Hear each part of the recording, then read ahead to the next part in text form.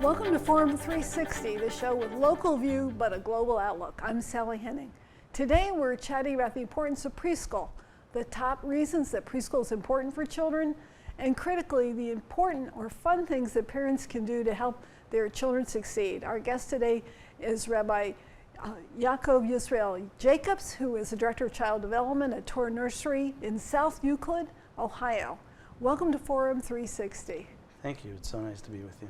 So, Rabbi Jacobs, we're talking today about the importance of preschool. And our audience should know that you have a wide variety of experience in education, not just at preschool, but also with high school students and post-high school children who have perhaps behavioral issues or the like, and also with preschool. But what is it about preschool that made you decide to make that a career, to be involved with it? So when I get asked this question, I like to tell people this story. There was once a young parents who just had a new baby, and they came to a wise man, and they said, please give us some advice of how we can raise our child so he'll grow up to be a good child and a good member of society. And the wise man said to them, you've come to me 9 months too late. Education, the future of how the child is going to be, really starts from the moment they're conceived. And especially once the child is born, every single step of how they're educated will affect what they will ultimately turn into. And scientists have studied, and much research has gone into the fact that in the first 5 years of a child's development is really the most crucial time, and it forms how they are going to turn out when they get older. So in my experience that I've worked with troubled youth in their teenage years and post-high school students, and when I realized that if we really want to get to the core of the issue, start when they're just born. So being involved in preschool, I feel really gives me the opportunity to kind of tackle it at its core.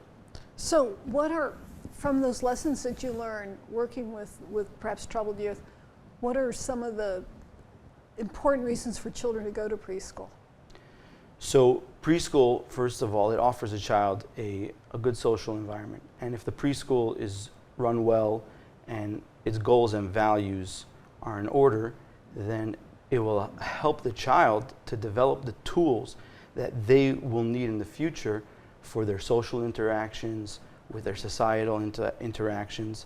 And again, starting out the child at such a young age, it kind of drills it into their subconscious and gives them the tools. It's really about the tools that they need in order to be a productive member of society when they grow up, and prevent them from falling off the sidelines when they turn teenager and adolescent. So one of the things that a parent can do to help their child succeed is to find a well-run preschool. Absolutely. So what are the measures of that? What are some of the measurements of a well-run preschool as you look at it? So it's an interesting question, because I'm sure there's much debate on what's the most fundamental ideals of education that you would want to impart into the children. I myself am a follower of the Lubavitcher Rebbe, and the Lubavitcher Rebbe is the greatest leader in our time. And what's very interesting is that he actually went to the University of Berlin in 1933. And that must have been challenging. It was. Again, this is 1933, right at the rise of Nazism. And what's interesting is that once he came to America and he became the Grand Rabbi of Chabad, he said that he witnessed what was going on there with the youth at that time. And he said, ultimately, all that happened could have been prevented had the children simply been taught from a young age that this world is not a jungle, but rather there's an eye that sees, and an ear that hears, and all their deeds are written down. Meaning to say, if the children were educated, there's a higher power that is watching them at every step of their lives, and a power that they will have to answer to. They will ultimately grow up with the idea that it's not a free-for-all in a jungle. So in answer to your question, I think the most important thing is that from the early days of a child's education, there has to be the initiation of something faith-based, that there is a higher power, that there is a creator, and that there's an ultimate power to answer to. What do you think is the reason that a school like Torah Nursery prospers? That it's got, over 120 students from being just a household project? I don't mean that in a degrading way. Just to give a little background of Torah Nursery, it started out in a home and it grew and grew until eventually purchased the building, and today it's a facility with over 120 students. So I think the most important thing is creating a school. Well, there's a few aspects to it, but I would say one of the important things is creating community trust.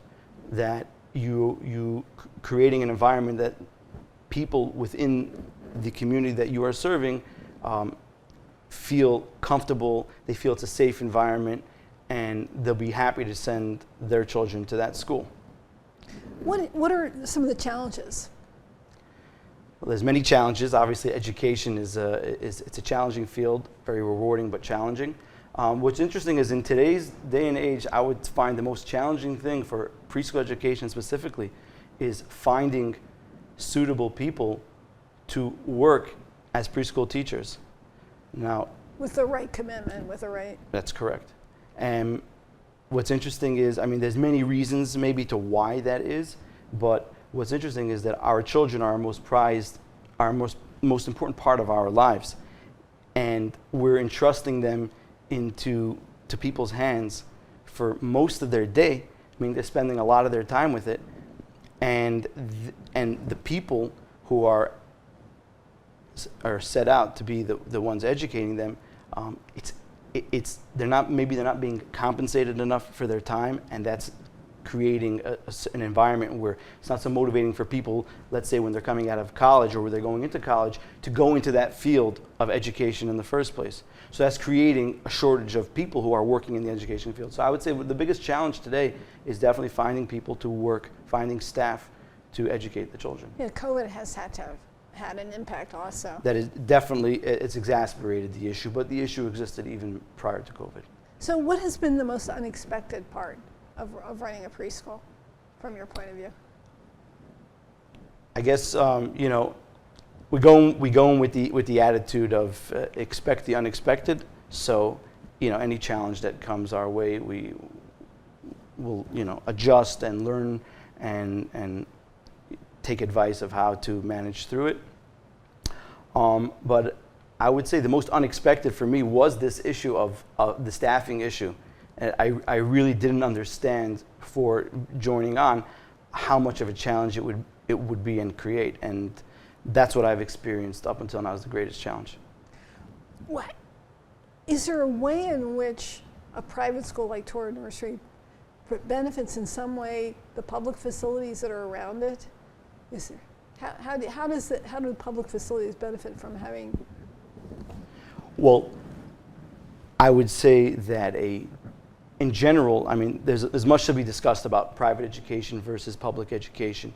But in general, what I would say is that a well-run private preschool is creating and educating children who are in turn going to be role models for their peers.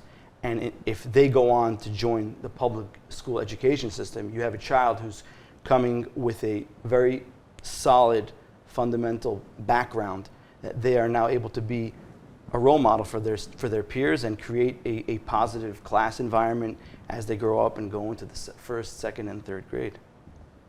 And as you talk about a positive environment, what are some of the items and things that happen at Torah Nursery that create that environment? What are some of the programs? In general, in educating the children, there's a very strong focus on positivity, redirecting the child's actions as opposed to telling them off and reprimanding, but rather reinforcing the positive, showing them the positive way, showing them how sharing is good for them and good for everyone else. So really the focus of positivity, reinforcement, encouraging the child, and building them up is what we focus on at Torah Nursery, and what I think really makes these children stand out as role models.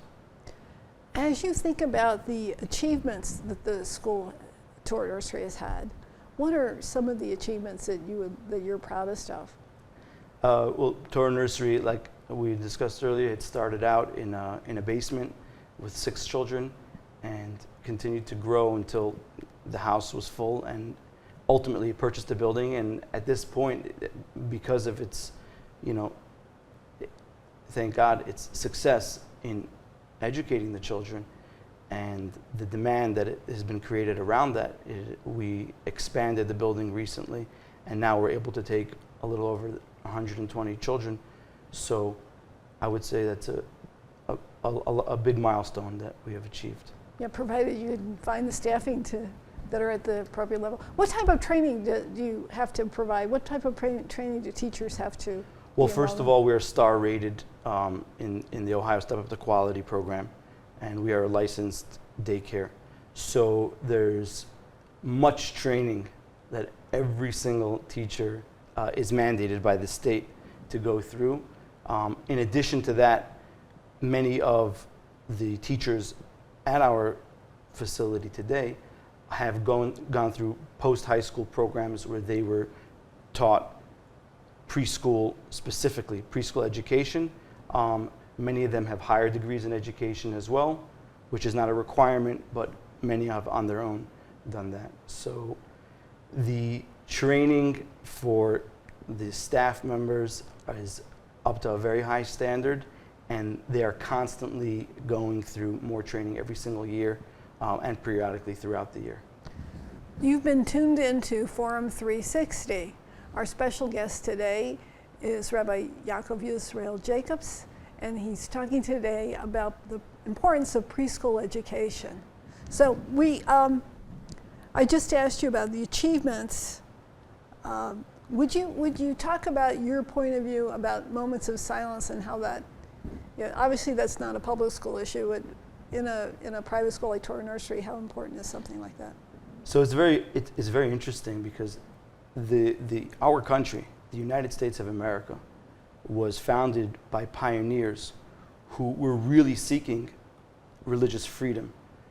They were running away from persecution of their way of serving God, and they came here to create a country and an environment where no one will ever be persecuted for their beliefs. With that being said, they created a system where there's a separation of church and state, which is an important part to make sure that the religious powers, or those who within the administrative part of religion, don't overtake the state administrative powers. And that's why they created a separation of church and state. That being said, their idea was to create a separation of church and state, but not a separation of church from state, meaning to say part and parcel of the Constitution of the United States is the fact that we believe in a higher power and we believe that there is a creator to the world. So you're in part, Torah Nursery is providing an outlet for people who have certain beliefs that they can have them during education, and they don't have to put pressure on the public schools to accommodate them because they're here. Is that? I would say that within the public school system as well, there is room to offer kind of a middle ground where you are not pushing religion or any specific religion on the children. But you're providing a mechanism. But you're providing a mechanism so that it can be handled without alienating other folks. And that is to introduce a moment of silence into even a public school setting where the children at the assembly in the morning can be offered a moment of silence and reflection, where it's a moment of just being quiet. And when the child goes home and asks their parent, well, what are we doing during this moment of silence? Each parent in their own way can educate their child how they feel to teach them about the fact that there is a higher power in the world and there is a creator, and we don't live in a jungle, but we live in a world of law and order. What do you enjoy most about working in the preschool environment? You've been in all different ones with all different levels of students. You know, I would say working in the preschool environment has been the most rewarding task that I've ever taken in my life. Children at such a young age are so pure, and when you see them acting in a positive way, and when you see them speaking in a positive way, the joy that it creates is unbelievable. You can't really describe it. It's extremely rewarding to be working in education, and the message that I would give to anyone who's thinking about it, either they're, you know, a senior in high school or in college, is that taking on a role in early childhood development will be the most rewarding task that you will ever take in your life, and it is worth it. And I would just strongly encourage anyone who's even thinking of possibly going into this field to definitely pursue it. So we were talking before about things that parents can do to help their children to be successful when they're in school. So what are some other things that parents can do to reinforce the success of their children? So is a great rabbi that he wrote a book, and one of the things he wrote in his book is that every single parent should spend a minimum of a half hour a day thinking about the education of their children. As a parent, one of the greatest, I would say the greatest accomplishment that we can do is to bring children into the world and to educate them as good members of society. And the only way that we're going to succeed at that is to put that as our main focus in our lives, and to think about it at least a half hour a day. And think about not just how we can teach our children academics and have them succeed academically and be successful financially ultimately, but I would say even before that is to see how can we encourage them in a positive way and in a fun way to be good people first and foremost. And I think that there's a lot of tools out there, and there's a lot of places to look and to research online to find good, positive, and fun ways that parents can spend time with their children and impart within them really good values to be good members of society. So how does a school like Torah Nursery communicate with parents the things that parents, I mean, it's one thing to be working with the children every day and to have games and functions and educational tools with the children, but how do you motivate parents to become part of the teaching circle? Is that the right word? Yeah, it's a very interesting question, because what we find very commonly is that a lot of the parents that are sending their children to Torah Nursery are highly motivated in the education of their children. So very often the parents are taking initiative in talking to us about concerns that they have about their education. They're ahead of you. They're ahead of the story. They're ahead of the story, and because they're concerned parents, especially seeing, you know, society around us and the many, you know, disturbances and kind of confusions that are going on in the world today, the parents are very often taking initiative and asking what they can do and how they can be involved. But in addition to that, we, you know, on a weekly, we send home newsletters to the parents, which shows them pretty detailed what they've learned and what we're focusing on and what their children are learning. So the communication lines with parents in general are very open, with the teachers, with the administrative staff, and thank God it's a very positive working environment. So what are some of the other achievements of Torah Nursery that you'd like to think about or like to plan for the future? What are you proudest of? It's pretty amazing. Torah Nursery has been around for over 20 years, and to see some of the people who started out as little children, some of them as young as 6 weeks old, who are today graduated in college, starting businesses, growing to really be great members of society, it gives a sense of accomplishment that, hey, this institution started them out, gave them the tools that they need when they were just a young little seedling. And today it's grown and prospered and blossomed into a beautiful tree. there's a very strong point that we live with in Torah Nursery, and that is that every child is like a seed. So if you take a plant and you make and you alter the plant just a little bit once it's already a grown plant, it'll affect it, but not so strongly. But if you take a seed, and if there was to, God forbid, be just a little scratch on the seed, the entire tree will grow crooked. So the fact that we have the children in our institution at such a young, vulnerable age, where every little bit of information that we give them has such a strong impact on the rest of their lives, it gives us an awesome sense of responsibility, and it's a great feeling of achievement when you do see a child go through the entire system and grow up to be a great member of society. Looking towards our future, like we said, we just expanded about a year ago, and we already have a waiting list for more students. So we are already in the planning stages of stage 2 of our expansion, where we'll be able to accommodate approximately another 50 students.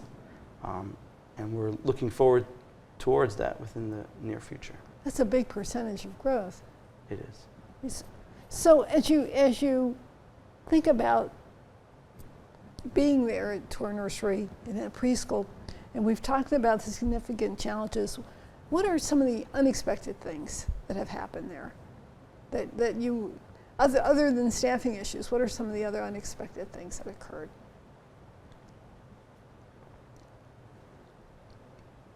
I guess maybe every day is a challenge. Yeah, every day definitely brings unique challenges, and working in a larger institution, there's a tremendous amount that goes on a daily basis, and there's definitely a lot of different challenges. What I found unique is that very very often, as a parent myself, you see a child, they grow up, you assume everything is just going to be kind of one after another, but then into the mix you start to see there's children with special needs. And what's interesting is that some of the special needs children, they don't actually, when they're born, it's not recognized that they have special needs. It's only as they're going through the development stages, when they turn 2 and 3 years old, where these special needs kind of start to come out, and they're not progressing as the rest of the kids in the class are, and it can create a challenge for the teacher specifically while they're trying to educate the rest of the class, and this child is clearly on a different level of education. So the challenges that we've experienced, I would say maybe a little bit unexpected, is how to specifically help this child so that they too could have a fair chance at growing up to be a productive member of society.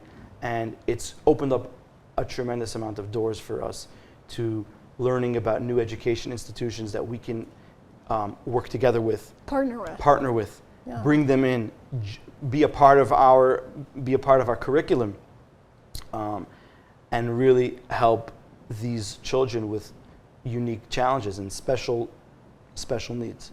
So you've provided accommodations like shadowing and we've been able to partner with either government agencies or other private agencies who help to provide those services.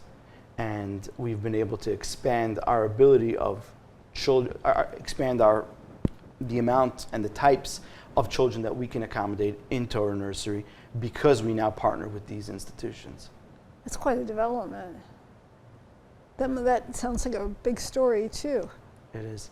And it's interesting because, like you had asked in the question, something that you didn't expect. It's not something that I would have expected, because I guess it's just something that you don't think about it until the challenge comes your way, and then you see, hey, this child, he needs a different type of approach, different than the rest of the children. And if you want this child to have an equal opportunity like the rest of the children are, you need to find a way to provide for him specifically in his unique way of learning, his unique way of being educated.